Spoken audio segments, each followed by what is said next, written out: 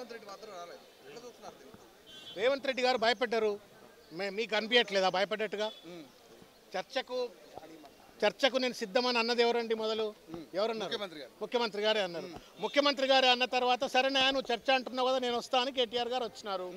ఆయనకు మంచి కుర్చేసి పెట్టినాం, తెల్ల షాల్ వేసినాం, ఆయనకు నేమ్ ప్లేట్ కూడా పెట్టినాం, గౌరవంగా స్వాగతం చేసి చర్చ చేద్దాం అనుకున్నాం. కానీ పెద్ద మనిషి రాలేదు, పెద్ద మనిషి భయపడ్డాడు. రైతులకు చేసిన అన్యాయం మనకంటే ఎక్కువ ఆయనకే తెలుసు. ఎందుకంటే ప్రభుత్వం ఉన్నాడు కాబట్టి లెక్కలు చెప్తాయి కదా. మా నోరు అబద్ధం చెప్పినా లెక్కలైతే అబద్ధం చెప్పవు కదా. ఆయన చేసిన మోసం ఏంటి? రుణమాఫీ విషయంలో కానీ, రైతు బీమా విషయంలో కానీ, లేకపోతే రైతు భరోసా విషయంలో కానీ చేసిన అన్యాయం అనేటువంటిది లెక్కల పూరితంగా మనకంటే ఎక్కువ, మీడియా కంటే ఎక్కువ కూడా రేవంత్ రెడ్డి గారు తెలుసు. ఎందుకంటే he is the chief minister, the numbers are accessible to him.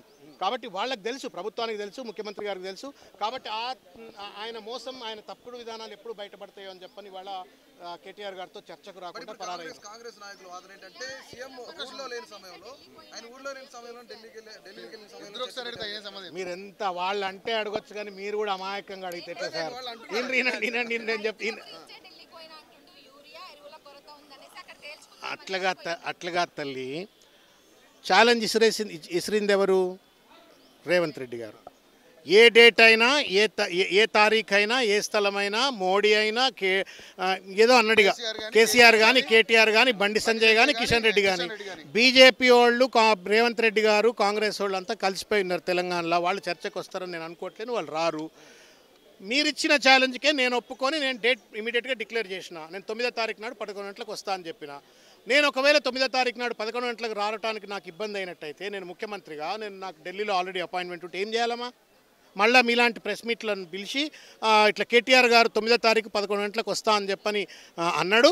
కానీ నాకు 9వ తారీఖు కుదురుతలేదు, 12వ తారీఖు కుదురుతుంది, 19వ తారీఖు కుదురుతుంది, 11 గంటలకు కాదు 4 గంటలకు అని చెప్పి చెప్పాలా? చెప్పిండా అమ్మ? చెప్పలే కదా. మరి చెప్పకుండా నాకు ఆయన లేని టైంలో పెట్టిండ్రు అని మాట్లాడితే బేకార్, బేఫుజుల్ మాటలు అవి, అర్థం లేని మాటలు అవి. సవాళ్ళు ప్రతి సవాళ్ళు అనేవి ఇవే కొత్త కాదు కదా సార్. దీన్ని ఎందుకు ఇంత రియాక్ట్ అయ్యారు? దీన్ని ఎందుకు ఇంత ఇష్యూ క్రియేట్ చేస్తున్నారు? సార్, ఈ సవాళ్ళు, ప్రతి సవాళ్ళ వెనుక రైతుల యొక్క కన్నీళ్లు ఉన్నాయి. ఇవాళ రేవంత్ రెడ్డి గారు 2 లక్షల రుణమాఫీ చేసేసినా అని చెప్తున్నాడు కదా. 30 లక్షల మంది రైతులకు ఇవాళ 2 లక్షల రుణమాఫీ జరగలేదు. రుణమాఫీ జరగక ఇవాళకి కూడా బ్యాంకుల చుట్టూ తిరుగుతున్నారు. పుస్తమెట్టని ఇవాళ కూడా బ్యాంకుల్లో తాకట్టున్నటువంటి ఒక పరిస్థితి.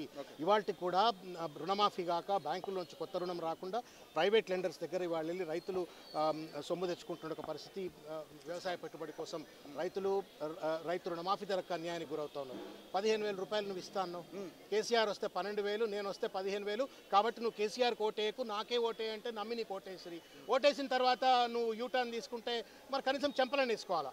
నేను తప్పు చెప్పినా 12,000 ఇస్తా అన్నా, కానీ నేను ఇవ్వలేకపోతున్నా, కాబట్టి నన్ను క్షమించండి అని చెప్పని రైతాంగానికి చెంపలను వేసుకోవాలి. అట్లా కూడా వేసుకోకుండా 12,000 రూపాయలు ఇస్తా ఉన్నాడు. ఆ 12,000 కూడా 4 సీజన్లు ఎగ్గొట్టినాడు. కౌలు రైతులకు 12,000 రూపాయలు ఇస్తా అని చెప్పని పెద్ద ఎత్తున మేనిఫెస్టోలో, అగ్రికల్చర్ డిక్లరేషన్లో పెట్టుకున్నారు. దాన్ని అమలు చేస్తున్న పరిస్థితి లేదు. పూర్తి స్థాయిలో ఇవాళ పండించిన పంటకు బోనస్ ఇస్తామన్నారు. దాన్ని పూర్తి స్థాయిలో అమలు చేస్తున్న పరిస్థితి లేదు. రైతు బీమా ప్రీమియం కడతలేరు. 5 లక్షల రూపాయలు చనిపోయినటువంటి వాళ్లకు, రైతులకు ఏదైతే 5 లక్షల బీమా పథకం ఏదైతే ఉందో కేసీఆర్ గారు ప్రవేశపెట్టినటువంటిది, ఆ పథకానికి సంబంధించి ఇన్స్టాల్మెంట్ 5 నెలలు అయింది కట్టక రేవంత్ రెడ్డి గారు.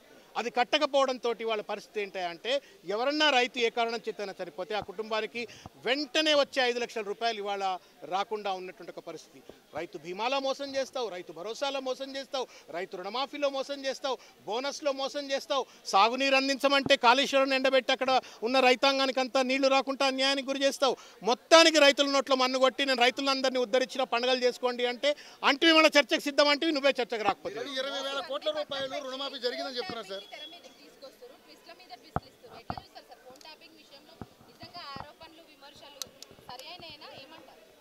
చర్చ ఎక్కడికో పోతుందమ్మా, కానీ ఫోన్ ట్యాపింగ్ జరిగింది అని ఎవరు చెప్పాలమ్మా? ఎవరు చెప్పాలా? గవర్నమెంట్ చెప్పాలా? Have you seen any one official statement from Revanth Reddy? Home minister కదా, స్టేట్మెంట్ ఇచ్చినాడా? ఇవ్వలే. సిట్ డీసీపీ, ఆయన పేరు ఏం పేరు? విజయ్ కుమార్, ఆయన మాట్లాడినాడా? ఆయన మాట్లాడలే.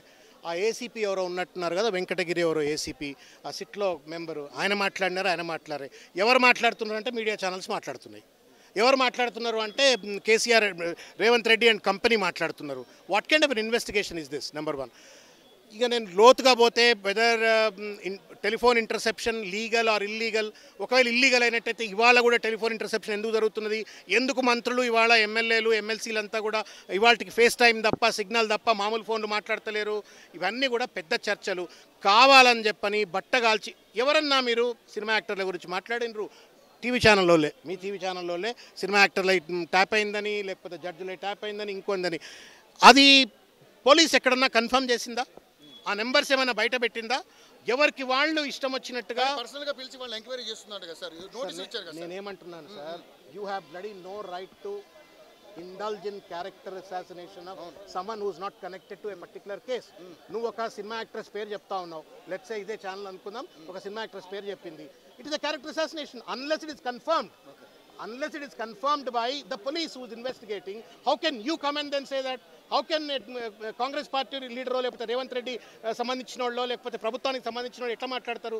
ఇన్వెస్టిగేషన్ చేసేవాళ్ళు ఇది జరిగింది అని చెప్పని సాధికారికంగా పత్రికా సమావేశం పెట్టి డాక్యుమెంట్ పెట్టి ముందు పెట్టినంత వరకు ఇవన్నీ పుకార్లు కదా. పుకార్ల మీద ప్రచారాల మీద వ్యక్తిత్వ హననం కాదా? చెప్పండి. మీరు ఎవరిదో ఫోన్ ట్యాప్ చేస్తున్నారు అని నన్ను పిలిచి ఫలానా ఆయనది ఫోన్ ట్యాప్ చేస్తుందని చెప్పానంటే మీ క్యారెక్టర్ అసాసినేట్ కావట్లేదా? కేటీఆర్ గారు లేకపోతే కేసీఆర్ గారు బీఆర్ఎస్ పార్టీ నాయకత్వం ప్రభుత్వం పక్కన పెట్టండి, but you are also talking about అమాయక ఆడపిల్లల ఫోన్ ట్యాప్ అయినాయి అని చెప్పారంటే వాళ్ళ క్యారెక్టర్ కూడా అసాసినేట్ చేస్తూ ఉన్నారు కదా. What right do you have, you tell మీ? మోసం ఇది. అందుకనే దాడులు చేపిస్తున్నారా మీ ఛానళ్ళ మీద? సార్ ఇప్పుడు నేను I don't subscribe to any kind of attacks, but ఒక విషయం చెప్తా ఉన్నా, ఇవాళ మీకెవరు హక్కు ఇచ్చినారు చెప్పండి? వ్యక్తిత్వ హననం చేసే హక్కు ఎవరు ఇచ్చినారండి? లేనిది ఉన్నట్టుగా మీరు పెట్టొచ్చా? తమ్నైల్స్ పెట్టొచ్చా చెప్పండి? ఒకసారి ఇక్కడ చేయి పెట్టుకోండి. Media is to report, medium అంటారు. మీడియా అంటే మీడియం, జరిగిన దాన్ని కమ్యూనికేట్ చేసేది, సమాజానికి కమ్యూనికేట్ చేసే మీడియం.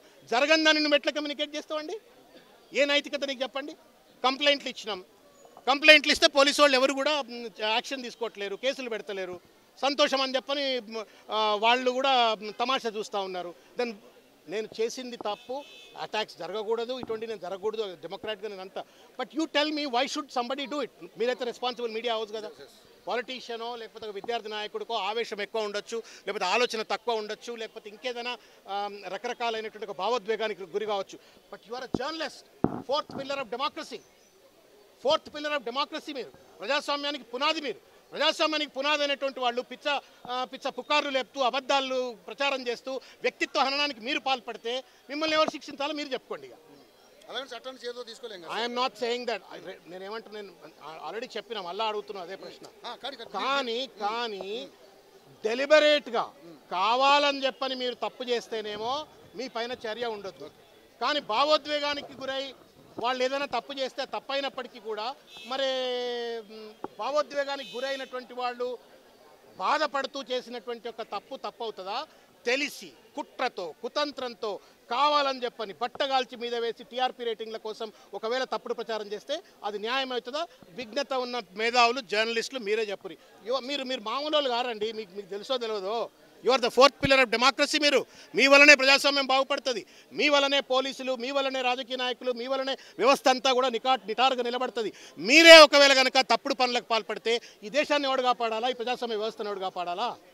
రాజకీయ నాయకుడు తప్పు చేసినా, న్యాయ వ్యవస్థ తప్పు చేసినా, లేకపోతే పాలసీ ఎగ్జిక్యూటివ్ తప్పు చేసినా ప్రశ్నించవలసిన మీరే తప్పు చేస్తే ఎవడు కాపాడాలి ఈ దేశాన్ని? ఎక్కడ పోతుంది తెలంగాణ? రేవంత్ రెడ్డిని మెప్పించడం కోసమో లేకపోతే ప్రభుత్వాన్ని మెప్పించడం కోసమో మంది యొక్క వ్యక్తిత్వాన్ని హననం చేసే హక్కు మీడియాకు ఉందా చెప్పండి? It's unfair. మీరు స్కామ్స్ని బయటికి తీయండి, లేకపోతే అవినీతిని బయటికి తీయండి. ఇంకా అయిపోయింది.